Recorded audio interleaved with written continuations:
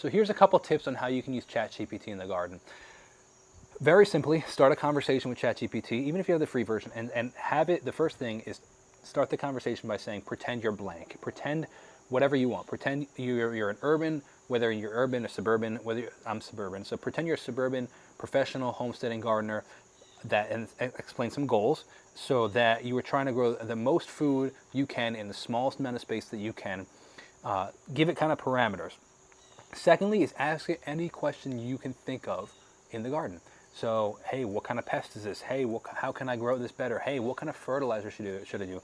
It'll often actually, it even through a conversation that I had with it, created a really great, I told him a lot of the crops I was growing, and it helped me create like a seeding schedule.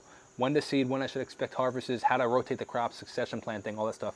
And another really important one, or really helpful one, is variety. Telling where you are. So for example, I'm Long Island, zone 7B. I tell it that, and I say, what variety of blank, broccoli, let's say, grows best in my climate.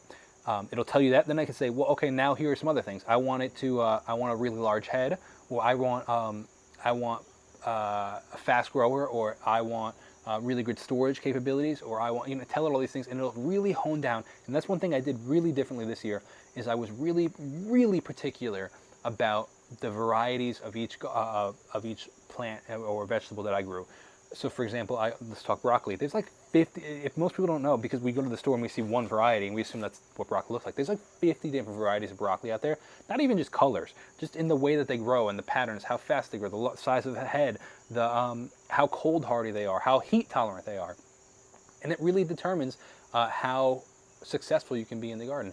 So I asked it so many questions, trying to hone down all the different varieties of broccoli, cauliflower, beans, all these different things I've never even heard of. For example, the dry beans that I'm growing up front on the trellis, if you've seen that video, I had never even, it's called a Hidatsa pole bean or Hidasa pole bean. I had never even heard of that before, but it walked me through why it was the best option for me and why it would do well, and I decided to follow it.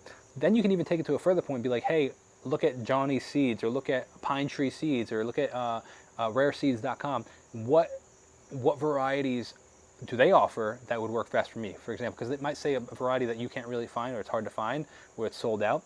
So look at these varieties that are available, send it a screenshot of what's available. And it's incredible how efficient you can be. I think that the problem people have with AI is they're afraid it's taking over. Maybe, I don't know, but to be honest with you, for me, it's all about efficiency and knowledge, and it's taught me so much, and I think it's a totally underutilized tool in the garden.